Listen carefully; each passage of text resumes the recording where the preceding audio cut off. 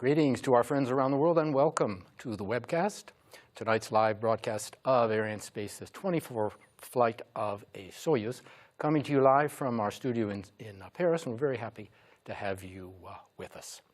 We're back tonight for another try, and we have with us two experts from Arianespace who are going to be with us and sharing their expert knowledge all through the broadcast. But first, we want to go back over to Kourou, where Stéphane Israël, Arianespace's chief executive, is standing by. Stéphane, if you can hear us. Stéphane, welcome to you. How is the situation in Kourou tonight? Yes, Josh. Very well. So we are now in the Jupiter Control Center. We are with our customers and our partners. We are now at 4 minutes before liftoff. We are focused on the launch. Everything is green. The weather is green. All the parameters we have from the satellite and the rocket are green. So let's wait now the final minutes. And if everything remains green up to the end, we will lift off, and it will be a mission of 58 minutes. Okay, Stéphane, very good. Many thanks. Stéphane is going to take his place at work in the fishbowl with his team, and we'll be back with him toward the end of the broadcast. I'm going to take my place with my two experts here. On my right, Romy Chevrier, mission analyst from Arianespace. On my left, Raphael Chevrier, business development and innovation. Welcome to you both. Hello. Hello. Romy, to you first. Can you give us a description, an overall look at the mission we're about to see? Yes. Briefly speaking, the mission will include a total of 3 frigate burns after the Soyuz ascent phase. The Soyuz tri-stages will place the frigate into a suborbital orbit in around 9 minutes. The first frigate burn will shape the trajectory into an elliptical transfer orbit. And the end of the burn will happen around 17 minutes after the liftoff. Then we will have a ballistic phase with a loss of telemetry. A passive phase.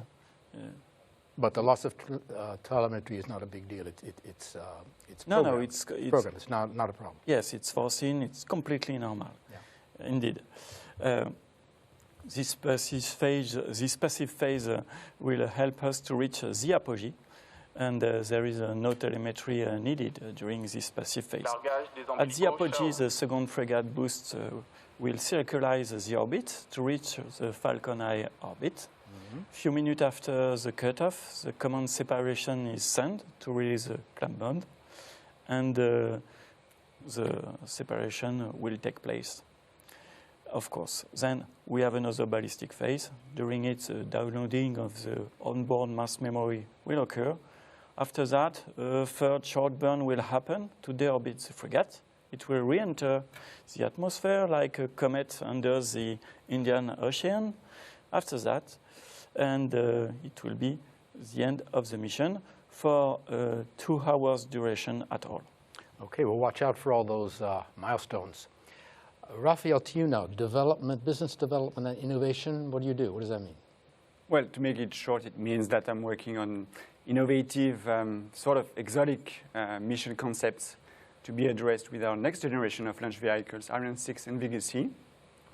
For example, going to the moon, which would be your first one for Europe. So that's quite exciting perspectives. You're going to hear the DDO call out the 1 minute mark. Attention pour moi, 1 minute. DDO has just said he's going to call out the 1 minute mark. DDO is the range operations manager for the mission. Stop, à 1 minute. He has just called the 1 minute mark, so we're into the final 60 seconds. And we'll let you watch the mission. We're going to cut away, and we'll be back with you after liftoff. And once Soyuz has begun her mission. Enjoy the liftoff, everyone. We'll see you afterward.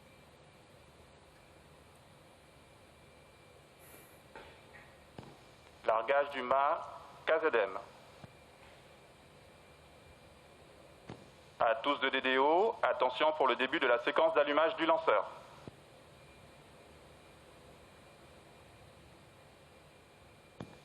Top, 0 moins 20 secondes. Largage du mât VKM. Allumage triétage. Tous de DDO, attention pour le début de le décompte final. 5, 4, 3, 2, 1. Décollage.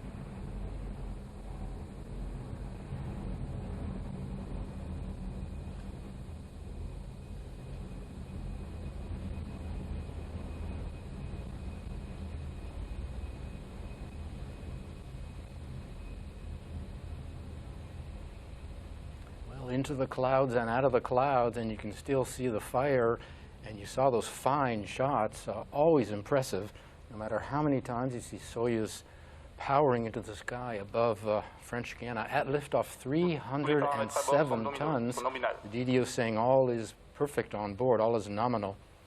We're going to follow her mass profile because she's going to shed a lot of weight very quickly.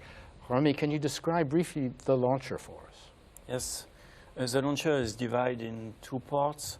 The lower composite is a tri-stages Soyuz manufactured by Airbus. The upper composite is a frigate stage manufactured by NPOL with the payload. About that, there is often a confusion because people use the same word Soyuz to talk about the complete launcher or the lower composite. But in fact, it's actually two parts. Yes, exactly. From the Soyuz point of view, the upper composite is assimilated to a payload as another. And the goal of Soyuz is to inject the upper part onto a suborbital orbit.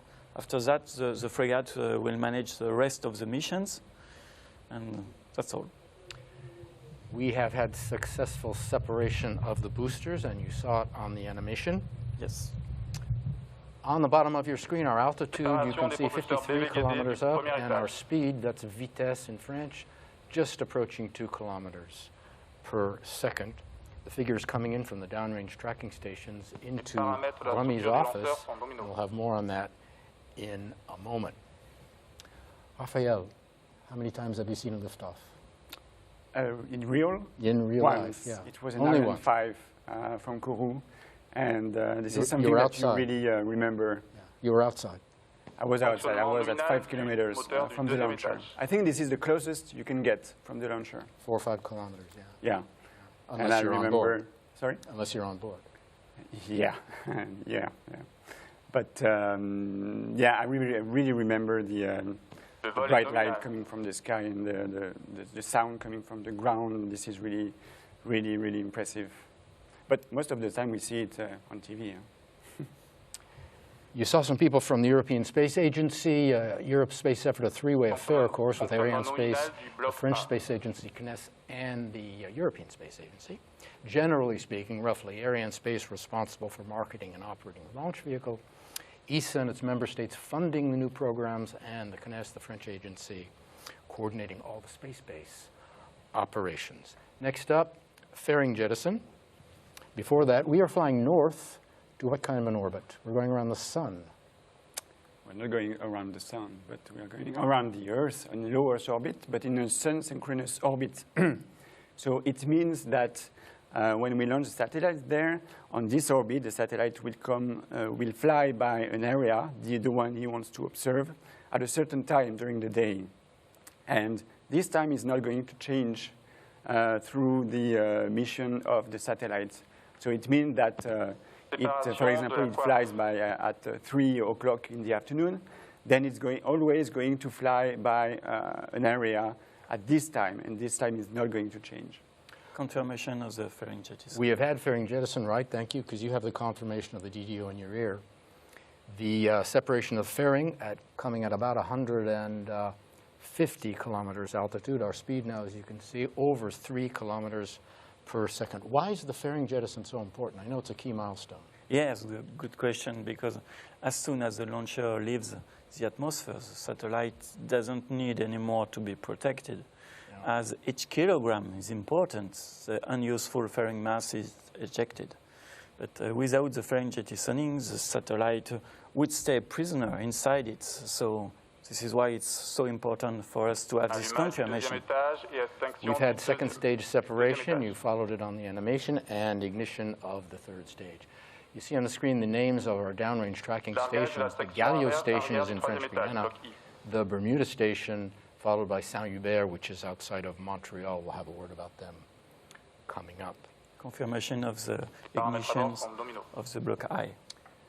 So we are right on time. The name Soyuz is, of course, familiar to you, going back to the early days of the space race, and Raphael will talk about that in just a minute. It's the workhorse of the Soviet and now, of course, the Russian and the European space program. And Soyuz in Kourou is thanks to a long association between the Russians and the Europeans, yeah? Yeah, I think it goes back to 1966, when the General de Gaulle, that you probably heard of. Heard the name? Yeah. Actually, he had the chance, and he was the first political leader in the Western world to attend the launch from Baikonur, and he actually was so impressed that he pushed for a first-of-a-kind cooperation between French and USSR. And this cooperation became, with time, a unique cooperation between Europe and Russia. And in the years 2000, there was like a very emblematic mission that were launched from Baikonur by Soyuz. You're talking about the Mars? For example, towards Mars or towards Venus. We'll get back to that later, yeah. Exactly. But go ahead. But go ahead. Yeah. And then this pushed some discussions about transferring the Soyuz from Baikonur to Kourou, which was very challenging and ambitious idea. And rather visionary for the times. Yeah, exactly, because like transferring a foreign launcher in your launch pad, this is, I think this is like really unique in the space sector. And this happened with time, and the first launch of Soyuz from Kourou happened in 2011, so almost 10 years ago. 10 years. Next year, we'll be celebrating 10 years of Soyuz in French Guiana. Rami, where you usually work is an office called the CVI. Yep. And what's the function of the CVI? It treats all the telemetry. We saw the stations earlier. What's its role? Oh, indeed. The CVI is a real-time monitoring. And this real-time monitoring of the launcher is probably the most important ground operation during the flight.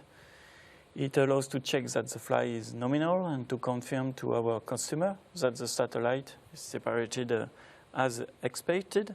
Yeah. The data collected by the ground tracking station are immediately sent to the Soyuz Control Center in French Guiana and to the Frigate Flight Monitoring Center. That's in Moscow. Yes. About that, presently, 2 colleagues are in Kourou for the real-time monitoring, Adeline Roquier and Thomas Secretin.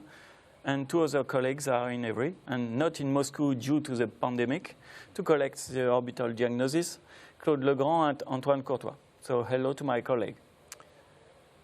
We have had acquisition of our next downrange tracking station. It's the Bermuda Islands. We're flying north along the east coast of the U.S.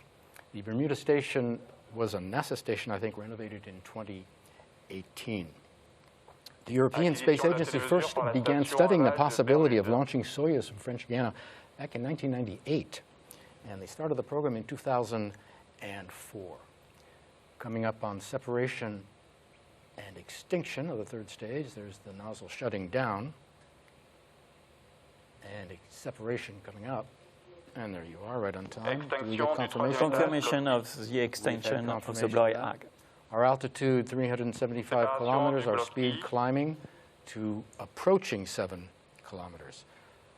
Rami, why do we use a Soyuz for this mission? Separation of the block I. Separation of the block, okay, so we're doing fine. Why do we use a Soyuz on this particular mission?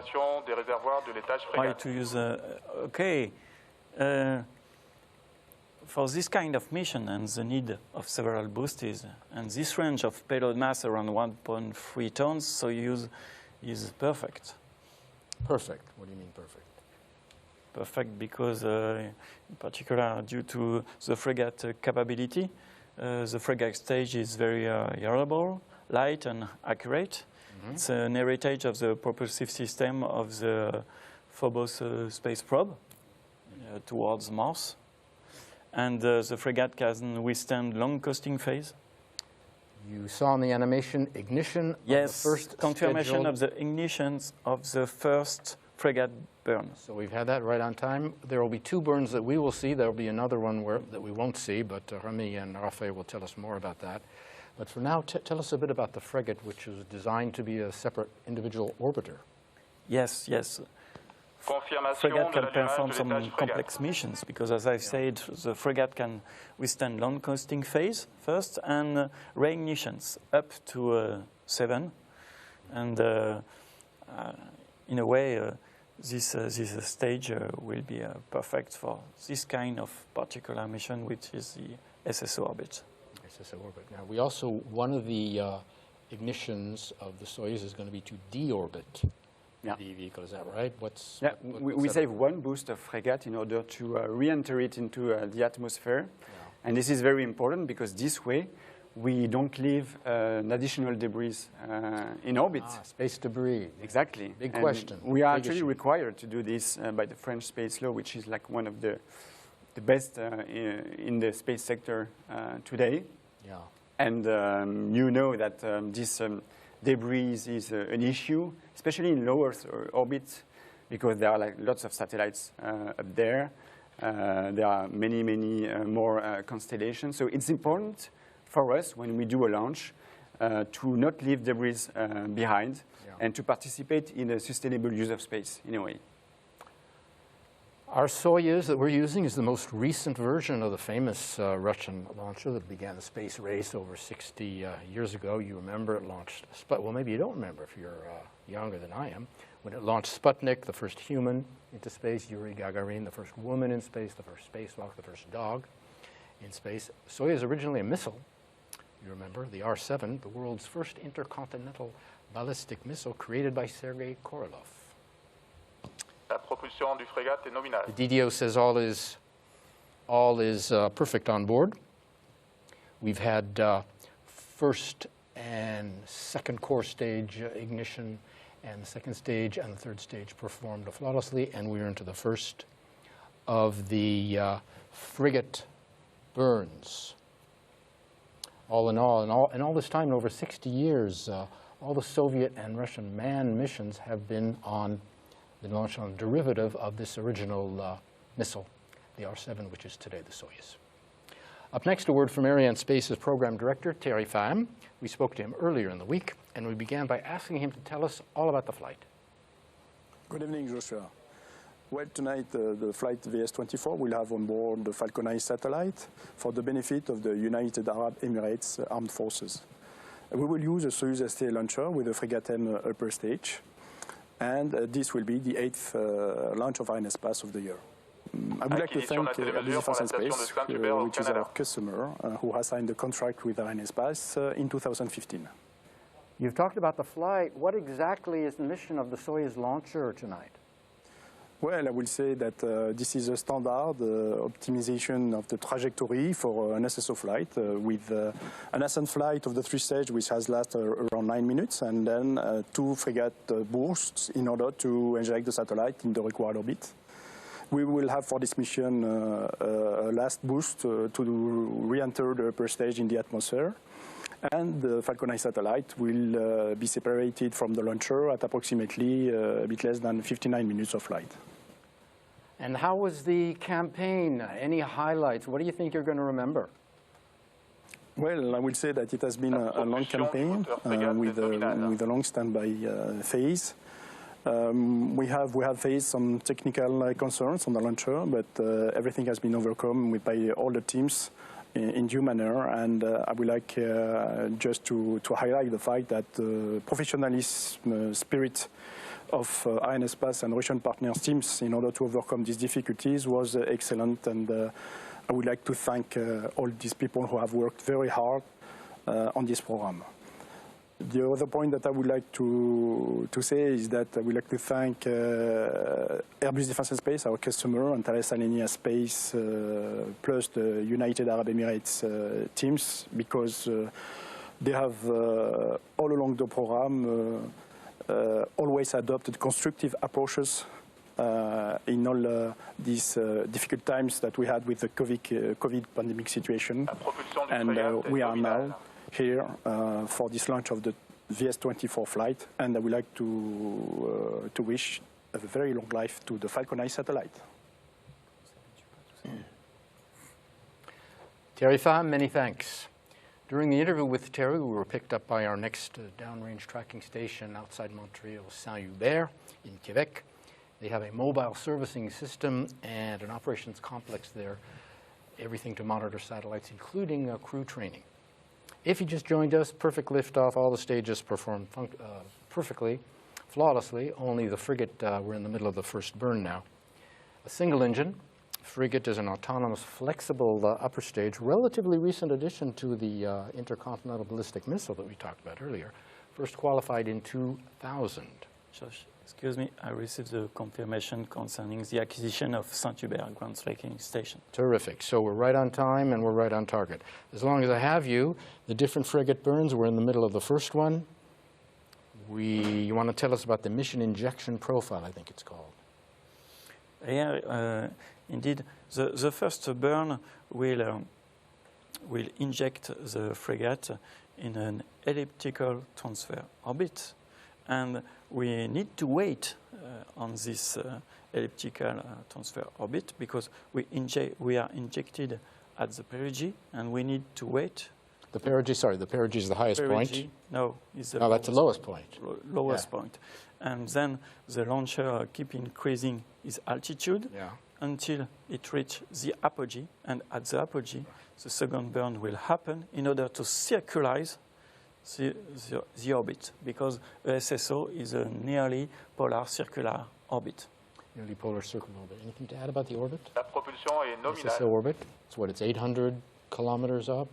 Yeah, and it's inclined, like Rémi said, at 98 degrees with respect to the equatorial plane. Yeah. And it is quite specific for Earth observation satellites that want to take pictures in visible light because the illumination conditions will be the same when it flies by a certain point on the Earth. Well, you can see the nozzle shutting down. This is the scheduled first frigate burn cutoff.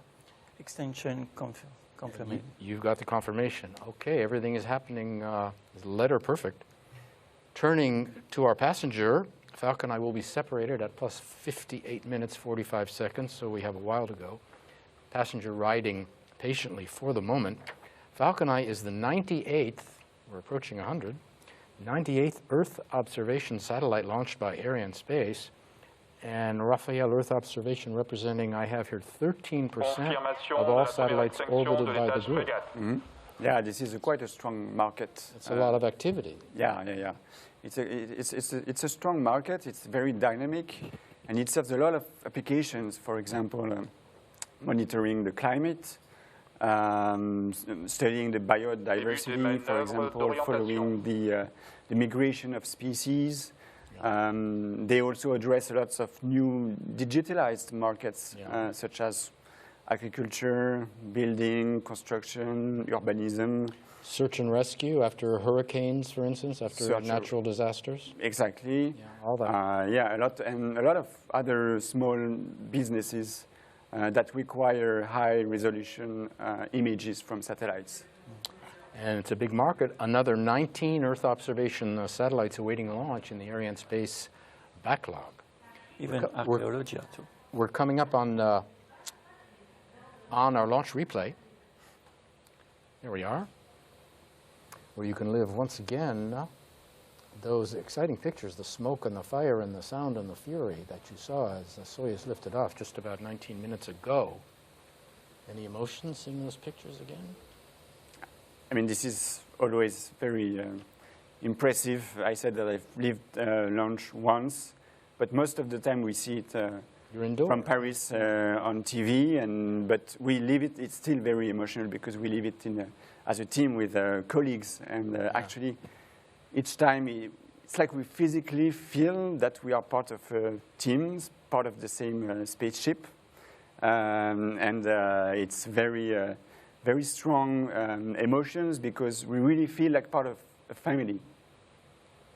You agree, Romain? I completely share what Raphael said. Indeed, I never get used to these emotions with tension mixed to excitement. And in campaign, I have the feeling that everybody pushes the launcher, and at the lift-off time, I would like to be an additional engine in a way. Very good. All is proceeding normally on board. Back on the ground, we have 3 launch pads for Soyuz, right? Yes, we do. Why do we need 3? We need it to be available and flexible when we launch satellites. Yeah, Soyuz has 3 launch pads. The first one is obviously at CSG in Kourou in French Guiana. Yeah. And we have performed 24 flights there so far, including 2 nights flights. Yeah. There is this historical Baikonur launch pad also. And we have performed Arianespace and Starsem 28 launches also so far. And there is this new brand one in Vostochny. It was inaugurated in 2016. That's the newest one. Exactly. And actually, some of our colleagues are already there to prepare the next launch of Soyuz. So it's quite exciting. They are working hard right now in order to prepare this launch. So it's going to be another great show. Our Soyuz pad is the 7th, and the Vostochny pad, as you mentioned, is newer. That's the 8th pad. Perte nominale de la télémesure. So Soyuz was the most recent pad. Début de la phase balistique. CSG pad was the most recent until last year, 2 years ago, when Vostochny. Yeah. There are 2 pads at Baikonur, I think, and there's some at Plesetsk also, I do believe. Yeah. We're going to go to another film in just a moment. Look at the passenger.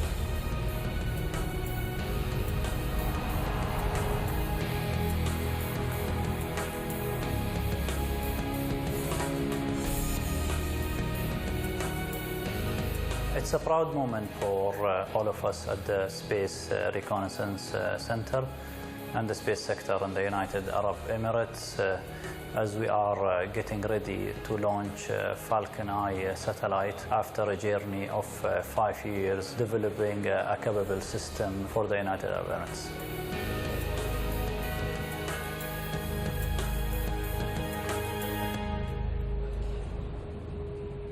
Falcon Eye is an autonomous and powerful Earth observation system that consists of 2 state-of-the-art Earth observation satellites, fully owned and operated by the UAE. The ground segment is capable of tasking, processing and delivering very high-resolution optical imagery in large volumes. A mobile ground segment is designed to be deployed globally in theaters of operations.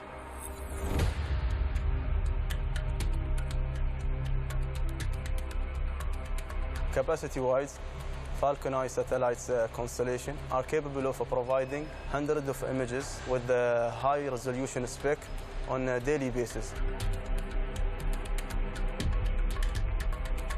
FalconEye system will collect image in panchromatic and multispectral. From capability perspective, the attitude and orbit control system provides the satellites with high agility. The system is designed to assure global, fast turnaround between task and request, acquisition to the delivery of data autonomously.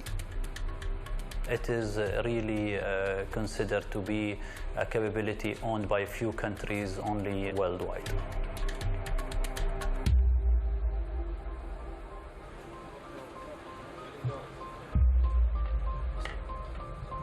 Many experienced engineers and technicians with different background were selected from the armed forces units. I am part of FalconEye engineering system since the beginning of the program. I'm honored that my country provided me the chance to be part of this high-end technological program. The FalconEye project work was mainly managed by an Emirati resident team in France.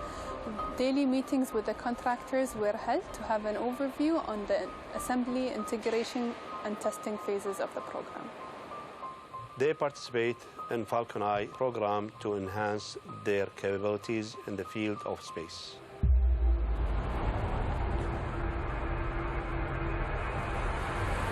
And I'm very happy to have the chance to go back home with such massive experience that we have gained throughout the journey of the program. I'm very excited to see this satellite finally in orbit, and very excited also to see how it will bring value for our country. The FalconEye system added lots of capabilities to support the country mission by maintaining the security of the country and also the stability in the region.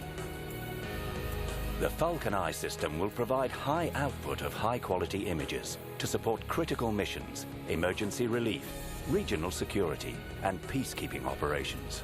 It will help to manage essential life resources such as water and monitor environmental changes and alterations to geographical features.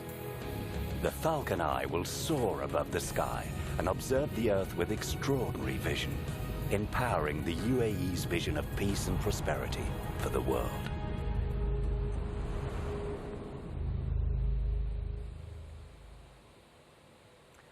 We are in between the two frigate burns into what's called the ballistics phase. Is that right?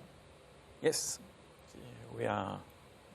This is the time of the ballistic phase, indeed. What is that all about, ballistics phase? Why do they call it ballistic? What we call ballistic phase is, this is a coasting phase, indeed.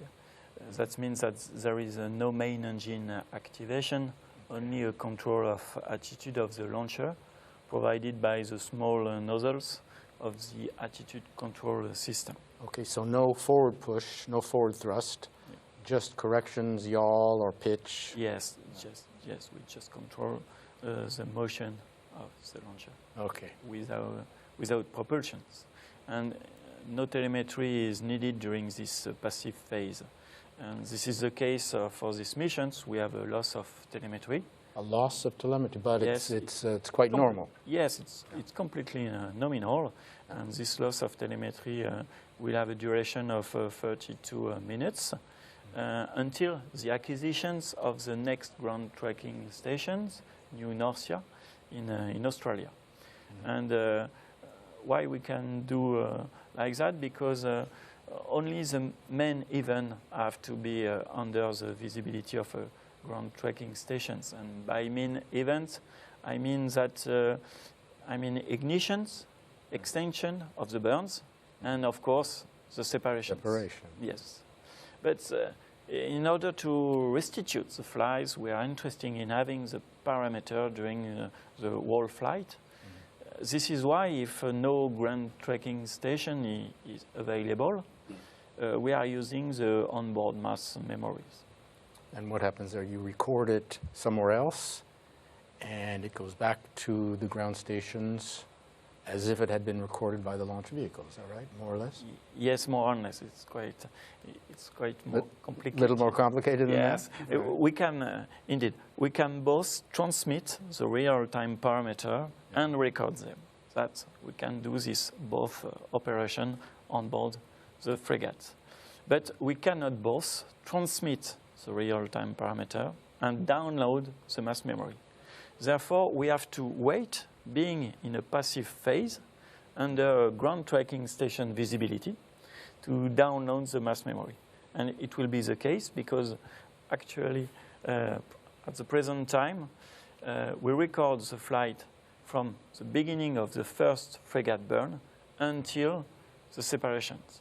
And after the separation, we will be again in visibility of Galileo, and at this moment, it will be a ballistic phase. We have the opportunity to downloading the mass memory. It is more complex than I made it out to be. Okay. The decision of the European Space Agency to introduce Soyuz to the Guiana Space Center was a very big step, coming after, as Raphael said, a long history of association between the Russians and the Europeans. And now it has led to constellations being a big part of their market, isn't that right? Yeah, constellation. We have at Arianespace gained some valuable experience on this big market. It goes actually back to 1999 when we first deployed with Soyuz the Global Star constellation. We had like 12 launches with Soyuz back then. It was like a telecommunication constellations in low Earth orbit for this American company, Global Star. And so we also used Soyuz to deploy the O3B constellations. So this one is going in medium Earth orbit at 8,000 kilometers from Earth. Yeah, it's another orbit. Yeah, exactly. And we were launching with Soyuz 4 satellites at a time there. So now 20 satellites of the O3B constellations are up there. And we also use our lightweight launch vehicle Vega to deploy this time Earth observation satellites for a constellation, planets. If you used Vega, they had to be lighter satellites than... They are lighter satellites, yeah. For Earth observation constellation, they are usually lighter. Yeah. And of course, we deployed this big Galileo constellation. This is a navigation constellation similar to the GPS, but European one, and it will deliver, it gives you your localization with unprecedented precision and detail. And we use for this Ariane 5 and Soyuz. So we were launching 4 satellites at a time on Ariane 5 and 2 satellites at a time on Soyuz. And we deployed 26 in total of such satellites. And they are in medium Earth orbits also at 22,000 kilometers from Earth. And of course, we are in a way to deploying the OneWeb constellation. This is a big one. It's also going in low Earth orbit. That's another orbit again, but that's what, hundreds of satellites, I think. It is 650 satellites in total. So, and we are going to deploy it by 2022 with Soyuz. So we already have performed 3 flights for OneWeb. And each flight is carrying 36 satellites at a time, which is quite a lot. So yes, to answer your questions, deploying constellations will keep us quite busy in the next years. Okay, I have another question about constellations for you coming up. But first I want to turn to you, Romy. You've got some information for us on your screen, as I understand. Yes, correct. Yes, I receive in live information concerning coming from the CVI cell. Yeah, your office. This is why I often look at my computers, of course, and in a way I can follow in live all the main events during this launch, and everything is perfect and nominal. That's great. Okay on board. Great. Good. I want to get back to you about constellations just for a last question. What are the main challenges that launch providers see in deploying these constellations, hundreds of satellites? Well, first, you need to be available to be able to launch as many times as you can, because constellation operators are usually required to deploy a part of that constellation at a certain time. Many at a time. They have like a deadline, and so we need to do the job as launch service providers. And so we have 3 launch pads with Soyuz, which is quite convenient for this. With Ariane 6, we will reduce the launch campaign from 30 days to 10 days. So Ariane 6, just to remind people, that's the upgraded Ariane 5, which is going to be entering service shortly. Exactly. It's the next generation of heavy launch vehicle of Arianespace. Yeah. And also, last but not least, we need to develop specific dispensers, because you need to carry as much satellites as you can in a single launch to be efficient. And doing so, and each satellite is going to be separated in a very specific location in space in a single flight.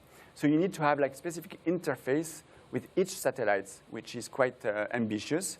And so we do this. We have done this in the past. It's a valuable experience there. And but of course, not without challenges. Not without challenges. And of course, you also need, and this is important, reignition capability. And this is the case with Soyuz, and this is going to be the case with Ariane 6. And this is a key asset in order to deploy constellations, because you can reboost and address several orbits in a single flight. Okay, sorry. Excuse me. I just went to receive a very good news because we analyzed the orbit just after the cutoff of the first frigate burn, and the parameter is perfect. Okay, you mentioned cutoff. I'm going to have to cut you off. We have another look at FalconEye coming up, this time with the FalconEye Satellite Mission Director. It's a proud moment for us in the United Arab Emirates, the space sector, the Space Reconnaissance Center. FalconEye program is a result of the continuous cooperation between the United Arab Emirates and Republic of France in the field of space. FalconEye is a dual-use system considered to be one of the best worldwide in terms of capabilities owned by few countries globally. FalconEye is a valuable asset to support the United Arab Emirates mission to maintain the national security, the stability in the region. And also to augment the civilian sectors.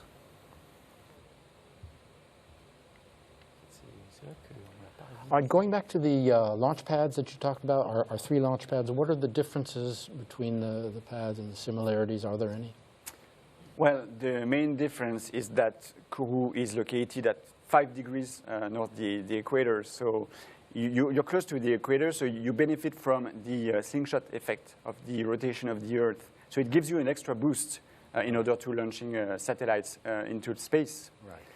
And the second big difference is that in Kourou you have this mobile gantry that allows you to, well, first protect the launcher from the weather, and also to do last minute, during the last days of the campaign, some activities, for example, mating the upper composite on top of the launch pad, on the launcher 3 days before launch.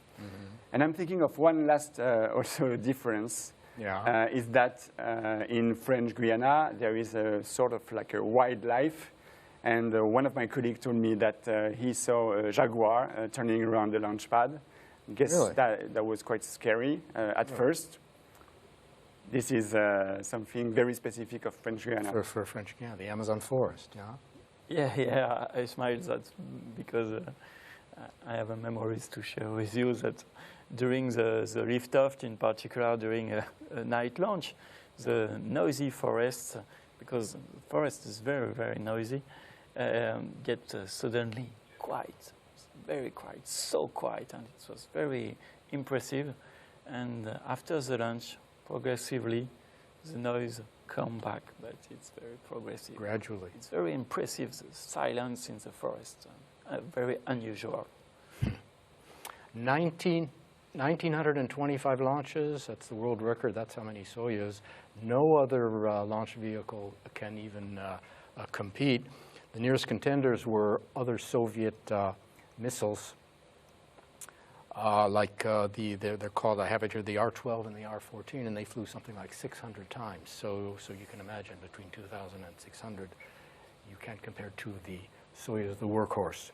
We're going to go back to Kourou now for a live interview with Philippe Pham, Senior Vice President, Head of Earth Observation, Navigation, and Science at Airbus. Philippe, I can see you. Can you hear us?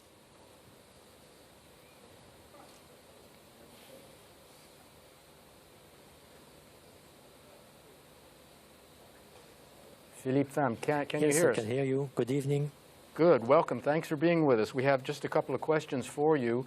First question, can you tell us something about Airbus's role in the mission I don't today? hear. Yes, I can hear you. Good evening.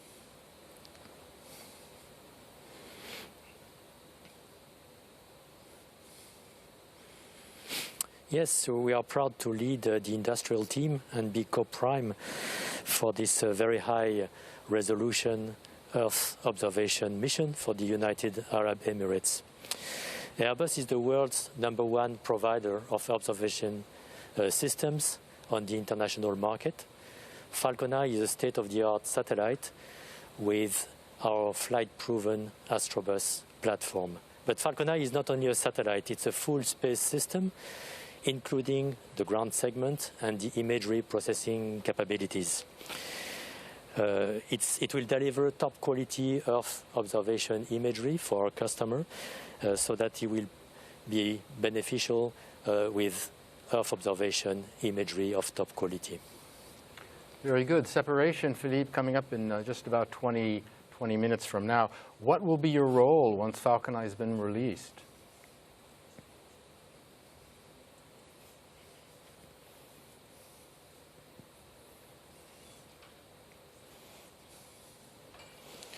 Well, our work does not stop when the satellite is finalized and launched into orbit. Before handing it over officially to our customer, we will check that the satellite and the ground system are fully operational. Then the system will be officially handed over to the United Arab Emirates, providing them with a fully autonomous access to very high-resolution space imagery and services. This will be a capacity that only a handful of countries have in the world. Okay, Philippe, the mission was possible thanks to a very close cooperation between the partners, the players, including Airbus. We've been hearing a lot of that. What can you tell us about this cooperation?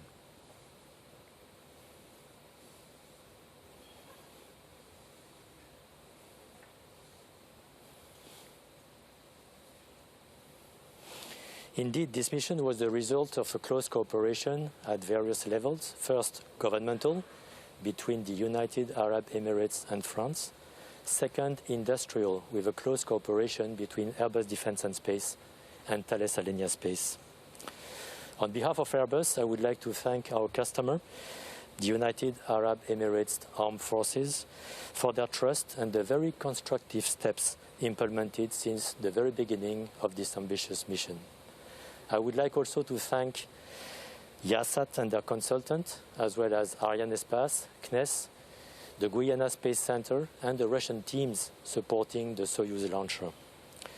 Thanks also to the French government for their support throughout the various stages of this ambitious program.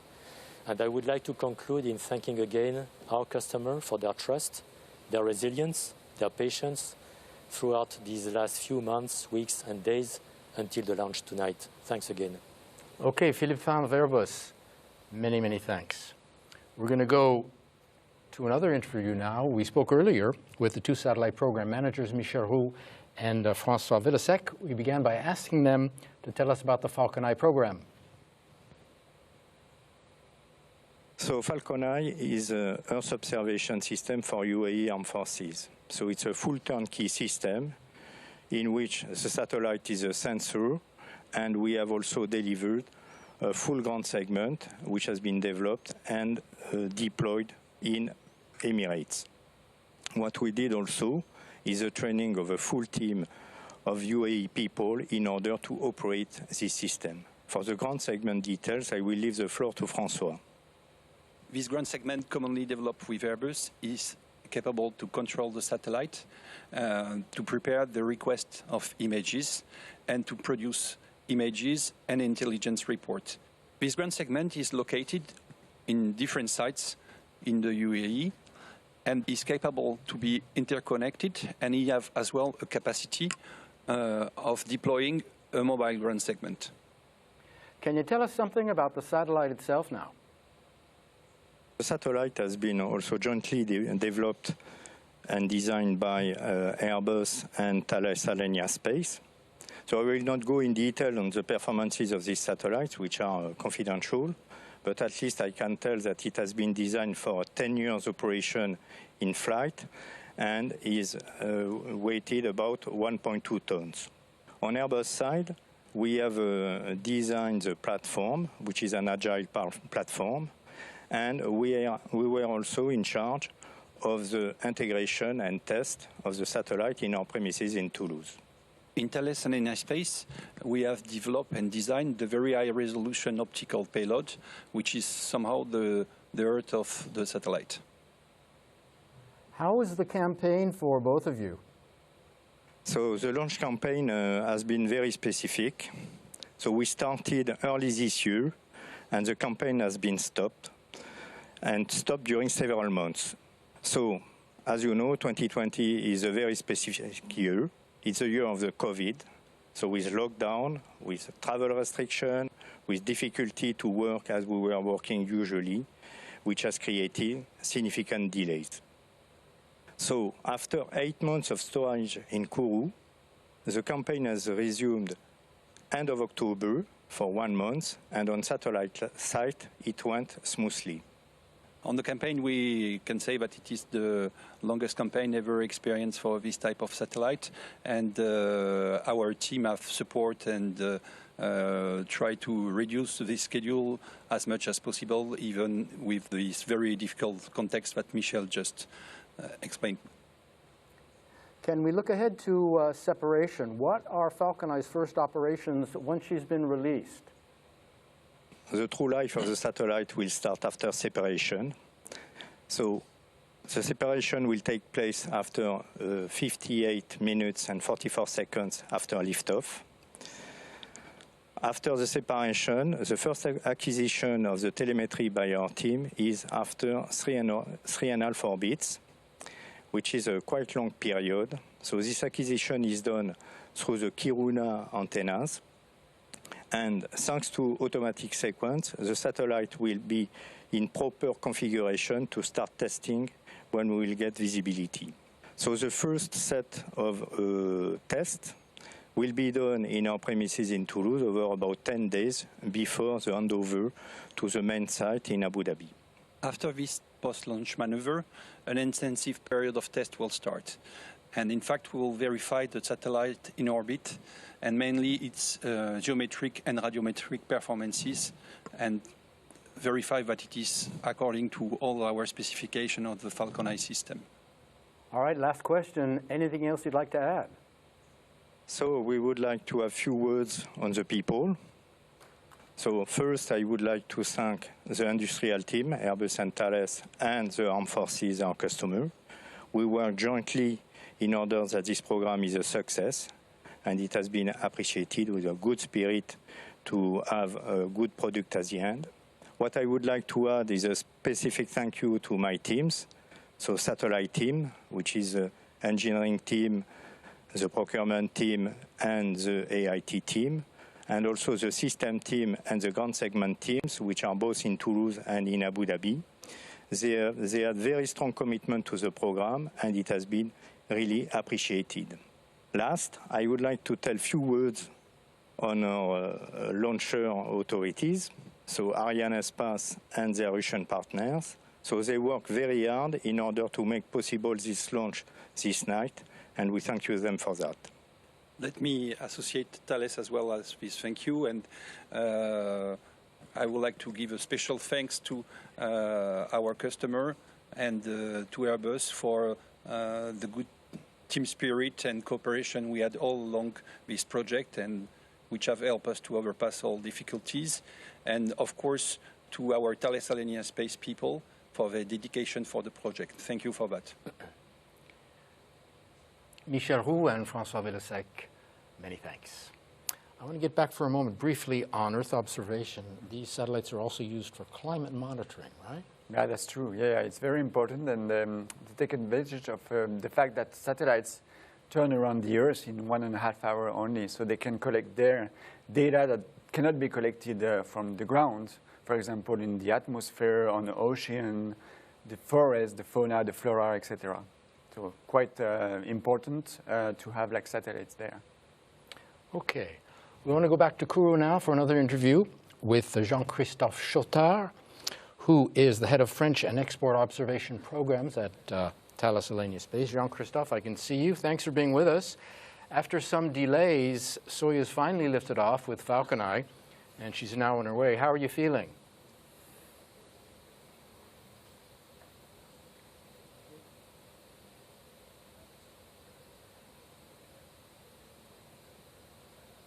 Well, we all feel relieved and also full of pride for both teams from the UAE and their industrial having been committed to reaching these key milestones tonight. Of course, we need to remain cautious. Completed this mission yet. But yes, here we are. FalconEye is on its way, and we are all living a great moment. I think we have a problem with Jean-Christophe's microphone out in Kourou. I can't hear him. I don't suppose you can hear him either. Maybe we'll get that fixed. But he was. I have his speech here. He was going to congratulate the customers, of Yeah, course. I can hear you. Ah. Okay. Have you changed? Can you hear me? Yeah, we can hear you now. Go ahead.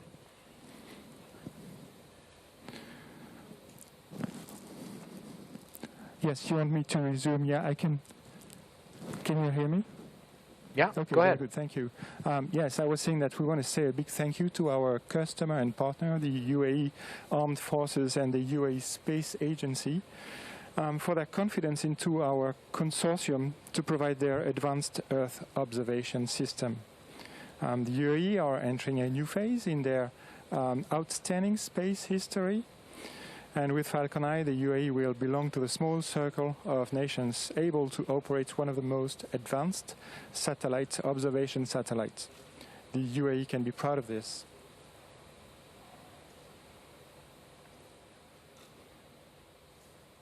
Right.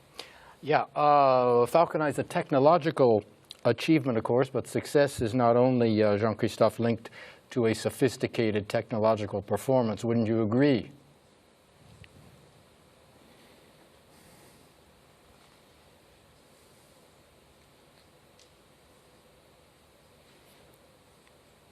Yes, this is correct. More than a classical industrial project, FalconEye has been a real human venture.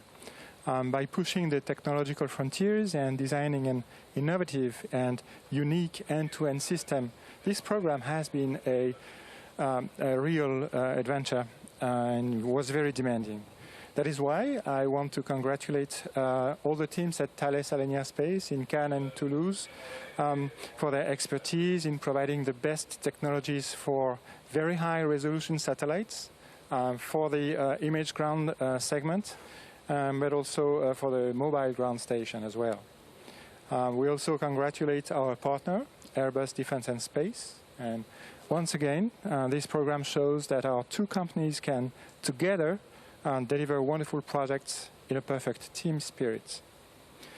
Thales Alenia Space would also like to thank the French authorities for their constant support during all the program, to the customer and the industrial team too. Now, the real success factor of this venture is based on a true partnership made of confidence and constructive collaboration between the UAE Armed Forces teams and their French counterparts. And by this I mean okay, you heard earlier from CNES, we have to cut you off Airbus because we have to go to a film. Jean-Christophe, I'm terribly sorry. Through these 6 we have a film now, another film on FalconEye's prime program and co-prime contractors. Sorry, I can't wait.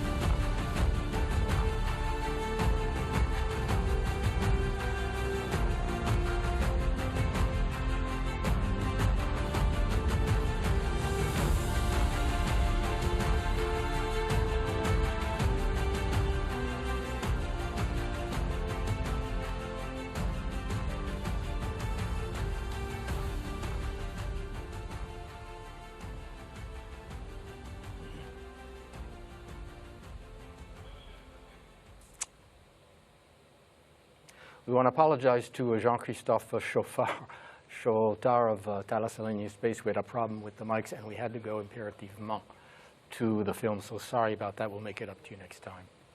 Some of the recent historic missions that you mentioned, the Mars Express and the Venus missions, Soyuz. Yeah, the Mars Express was launched in 2003.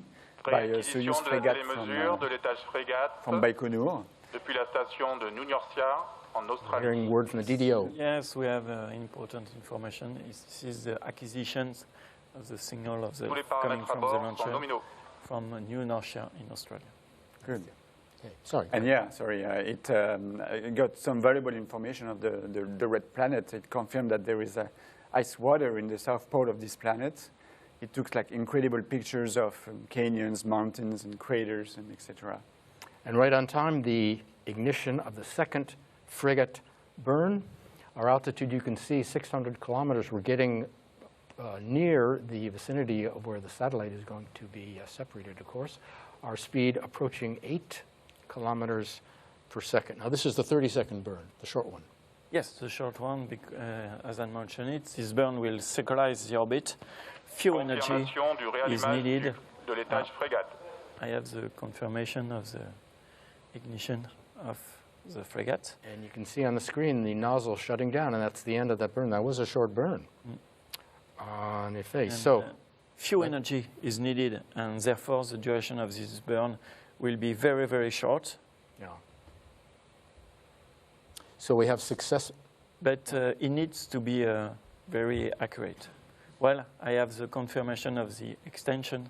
Indeed, the duration of this burn is very short, 33 seconds only.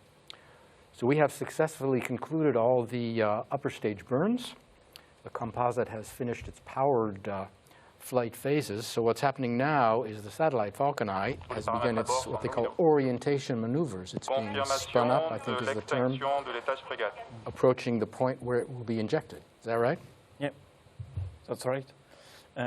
Indeed, concerning this phase, the tonight separation is a 3-axis stabilized mode with a dedicated pointing direction. Début des manœuvres d'orientation. Yes, confirmation of the beginning of the orientation maneuver. Okay. So just after the end of the second burn, orientation maneuver are realized to reach the targeted attitude for the satellite separation. The orientation maneuver are provided by the attitude control systems, and there is a waiting phase in order to stabilize the motions of the launcher. As soon as the satellite is stabilized in the right directions, the separation occurs. All right, separation occurs, but how exactly? How? In detail, during the stabilized phase, the command separation is sent. This will activate the release of the clamp bond of the adapter, and the release of the clamp bond will free the action of the 4 pushers, because we only need 4 pushers in the frame of these separations. With the activation of the pushers, the physical separation will occur with the deconnection of the 2 umbilical connectors.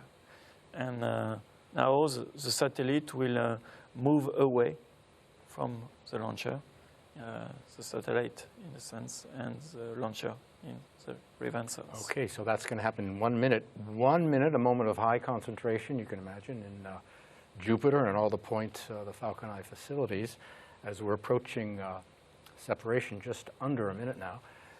Anything going through your mind? This is a very concentrated moment. People are very focused. Yeah, concentration, of course, focus. To be honest, a little bit of tension, of course. A little bit of tension, yeah. And I'm also thinking that this is the last step of years of work between the launcher and the satellite teams. Yeah, correct. And yeah. All waiting for confirmation from the DDO that their satellite has separated from the frigate, due to come up in just about 5 seconds from now. And there is the scheduled separation on the animation, and from me, when you get the confirmation, then we will know that the mission has been... Okay, I heard the confirmation of the separations, to be sure. Great, great. Very, very great. Well, there's the good news. You hear the applause, you see the hugs and the smiles, the happy faces as Soyuz completing her mission with successful separation of FalconEye at about 611 kilometers altitude over the west coast of Australia. And the signal, as Remy mentioned, will be picked up by the new North Shore ground station that's north of Perth in Australia. They have a station there called DS-1A. It's Deep Space Antenna, 35-meter dish, an ESA station set up in 2003. Our mass now, by the way, down from 307 tons. All that's left is 3 tons. So the new satellite beginning life, thanks to Soyuz and Arianespace. So you must be happy.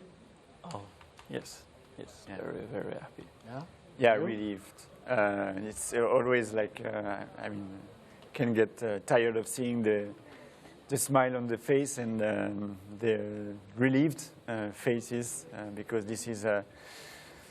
Right now, like the real life of the satellite begins, and hopefully it's going to address and live for many years in space. So this is really a relief. So you're right, the new satellite beginning life, thanks to Soyuz and Arianespace, and work is just beginning, or soon will be, out all the posts and points around the world where people are following the satellite's first maneuver. So from those very concentrated, intense moments minutes ago, as you mentioned, you see the buoyancy in Jupiter, and of course, that is echoed all around the world. No, for myself, I'm thinking to my colleague too, because the mission is not finished yet, indeed, and we will have another ballistic phase, and after that there will be the orbitation's burn. But so I'm thinking to my colleague in Kourou and in Evry and to all the Arianespace teams, very involved in this campaign, and I'd like to thanks to our research partner and spasiba, pushkavomo, rashioto, zatlishnoyu, raboto. Which means? Which means thank you very much for this great launch to the Russian team. Ah, very good. Very nice. So, frankly speaking, I'm deeply happy and proud to work for my company and to do such a not ordinary job. Yes, we did it. We did it. When we see such a launch sequence, we realize that this is an ambitious task to lift up a satellite from the ground to the space. So this is something that is really like a daily motivation because the show is just outstanding to see this. All right, we're going to go back to Kourou for some final words from Stéphane Israël, who I believe will be with, they're getting ready for us. I think he'll be with Philippe Pham and Jean-Christophe Chotard and Mr. Al Rumaiti of FalconEye for some final congratulatory words after these final moments of the separation. Stéphane Israël, of course, making his way out of the fishbowl where he was first shaking hands and getting congratulations. Well, there they are, the four of them. Stéphane, I can see you there. You look very happy. We saw the exciting pictures of the separation of FalconEye just a few moments ago. Can you confirm the mission is a success for Arianespace? Yes, I confirm that tonight we have had a success with our launcher Soyuz. FalconEye is on the targeted orbit. Mission to success. Okay, so some thank yous perhaps are in order. Whom would you like to thank? I would like to thank all our teams. I want to thank for sure the Arianespace team, but as well the Russian team who have made this success with us. I want to thank CNES team who are with us here on a daily basis in the Guiana Space Center. And for sure, I would like to pay our tribute to our partners for the mission of tonight, the satellite manufacturer Thales, Alenia Space, and Airbus Defence and Space. And for sure, our customers, the UAE Armed Force, and I would like now to leave the floor to them. Yes, thank you. It is a great moment. It is a time to thank all our colleagues and Airbus Defence and Space, Alenia Space, and also Arianespace. We are proud of this moment, and also I'd like to thank my group.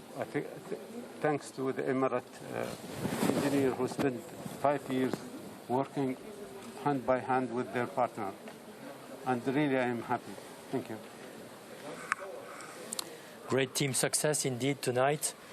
After so many years of teamwork together, great achievement, tribute to all the teams having contributed to this success. Long life to FalconEye, and long life to this very ambitious mission for the United Arab Emirates Armed Forces. Thank you. Very proud to be part of this success. This is a great page that is turning now. Long life to this project. Thank you to our customer. Thank you to the UAE Space Agency also. Thank you to the French authorities, Arianespace CNES. And last but not least, thank you to the industrial team, Airbus, and the Thales Arianespace team. This is a great success tonight. Very proud of it. All right, Stéphane, one last question.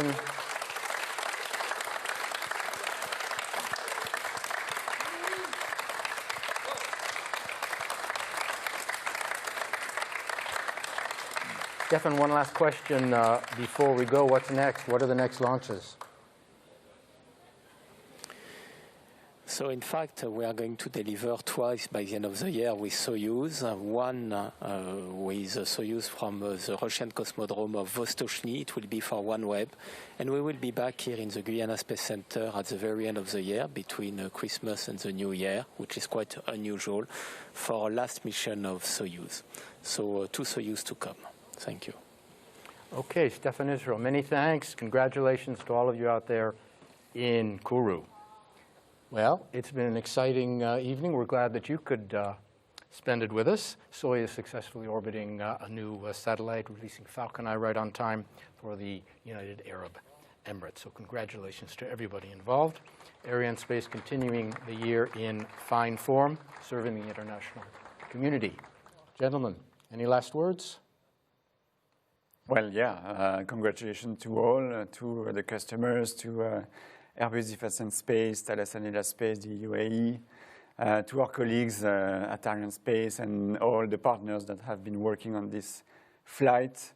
To be honest, in these quite tough days that we live right now, it's really, really nice to dream of space and to see such nice images and such a nice show. It's really amazing. Yes, space adventure is probably one of the last big human adventure. And last frontier. Yes, yes, and I'm very proud to do that job for that, yes, yes. All right, good enough. On that note, we'll say goodnight. Over a final launch replay, you can see the shots again. How exciting shots that Soyuz lifting off just about an hour ago. We'll say goodnight to you on behalf of everybody here in Paris and all of us in Kourou, all the others in Kourou at the Space Base. Joshua Jample with my friends Romy Chevrier and Raphael Chevrier saying thanks for being with us. We hope you enjoyed it. We certainly did. We look forward to being with you next time. Good night, everybody.